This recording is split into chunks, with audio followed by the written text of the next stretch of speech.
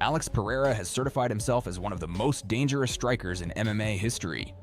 Before he transitioned to MMA, he dominated the sport of kickboxing for years. And when he got to the UFC, there was nobody who could stop him. In this video, we're going to dive deep into the life and career of Alex Pereira, and we're going to analyze his rise to the top of the UFC, all the way to his most recent fight with Magomed Ankalaev.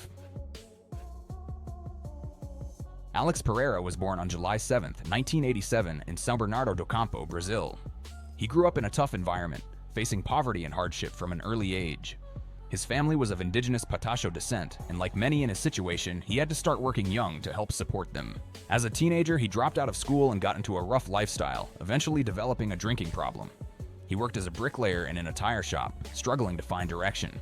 However, in 2009, he found kickboxing and used it as an escape from his destructive habits. Training gave him purpose and discipline, and over time, he quit alcohol and committed fully to combat sports. He joined Diego Lima's Teixeira team in Brazil. At the time, Pereira had no martial arts background, but what he lacked in technique, he made up for with raw power and an aggressive fighting style. Pereira had a tough start in kickboxing. Coming from a poor background, he had to train while still working labor-intensive jobs. He was not a naturally gifted technician like some fighters, but his coaches saw something special, an incredibly heavy left hook and an iron will. Determined to make a name for himself, he entered the Brazilian kickboxing circuit, fighting in regional promotions and local tournaments. Unlike many traditional kickboxers who rely on speed and movement, Pereira developed a high-pressure, power-based style, always looking to land his signature knockout punches. Pereira's raw power and aggressive style caught the attention of Glory Kickboxing, and by 2014, he made his debut on the world stage.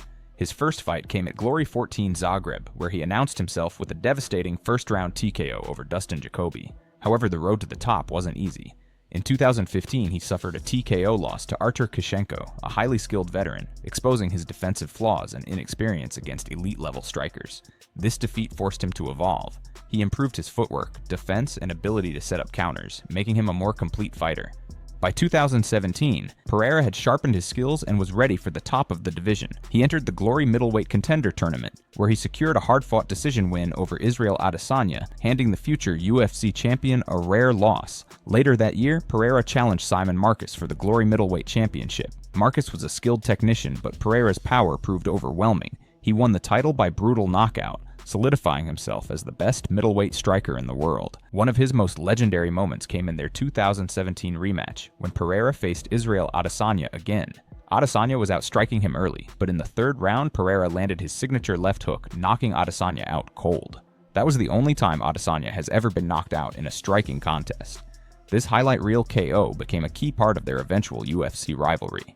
Pereira dominated the middleweight division, defending his title multiple times, including 2 emphatic knockouts over Yusri Belgarui and a decision win over Jason Wilness. His aggressive forward pressure and fight-ending power made him one of the most feared kickboxers in the world. In 2021, seeking a new challenge, Pereira moved up to light heavyweight and faced Artem Vakitov for the Glory Light Heavyweight Championship. In a closely contested fight, Pereira won by split decision, making history as Glory's first ever 2-division champion.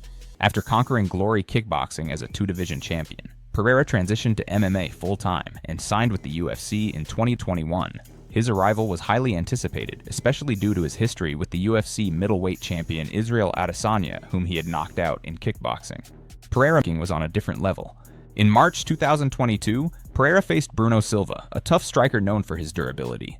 Unlike his debut, this fight went the distance. But Pereira showcased improved takedown defense and striking versatility, earning a unanimous decision victory. 4 months later, at UFC 276, Pereira fought Sean Strickland, a top-ranked contender. Strickland, known for his pressure-heavy boxing, made the mistake of standing with Pereira. It took just 1 round for Pereira to land his signature left hook, knocking Strickland out cold. The victory secured him a title shot against his old kickboxing rival, Israel Adesanya. At UFC 281, Pereira challenged Israel Adesanya for the UFC middleweight championship. Despite being outpointed for most of the fight, Pereira stayed patient and in the 5th round unleashed a flurry of punches that forced a TKO stoppage, dethroning Adesanya and becoming the UFC middleweight champion in just his 4th UFC fight. However, the reign was short-lived. In the immediate rematch at UFC 287, Adesanya came in with a new game plan, absorbing Pereira's pressure before countering with a second-round knockout, reclaiming the belt and handing Pereira his first UFC loss. Instead of chasing a trilogy with Adesanya, Pereira moved up to light heavyweight, where his size and power would be even more effective. In his 205-pound debut at UFC 291, he fought former champion John Błachowicz. Despite facing early wrestling pressure, Pereira secured a split decision win, proving he could compete with elite light heavyweights. This set up a title fight against Jiří Procházka at UFC 295 for the vacant light heavyweight championship. Pereira won via second-round TKO, becoming a two-division UFC champion. After that, at UFC 300, he fought Jamal Hill, and just after 3 minutes into the first round, he landed his signature power punch and knocked his opponent out, securing the victory. His next fight was at UFC 303, where he fought Jiří Procházka for the second time. Procházka managed to survive the first round, but after 13 seconds into the second round, Pereira knocked out Jiří with a spectacular head kick. Khalil Rountree got a shot at the title next. He was scheduled to fight Alex Pereira at UFC 307. The fight was a real battle, lasting 4 rounds, but at the end, Pereira managed to knock out Rountree. At this point, Alex Pereira was at the top of the light heavyweight division. He knocked everyone out and he couldn't be stopped. There remained only one person that people thought could give Pereira a challenge. His next and most recent fight was against the most dangerous striker coming out of Dagestan, Magomed Ankalaev. Many people thought that Pereira couldn't handle Ankalaev's wrestling, but Ankalaev said that he won't need to wrestle, and he said that he would beat Pereira standing up. Many fans thought he was crazy, but at UFC 303, Ankalaev did the unthinkable. He fought Pereira standing up for 5 rounds, and he managed to outstrike him and win the fight, and he became the new light heavyweight champion. So, what do you think of Alex Pereira? Why do you think he lost to Ankalaev, and what do you think is next for him?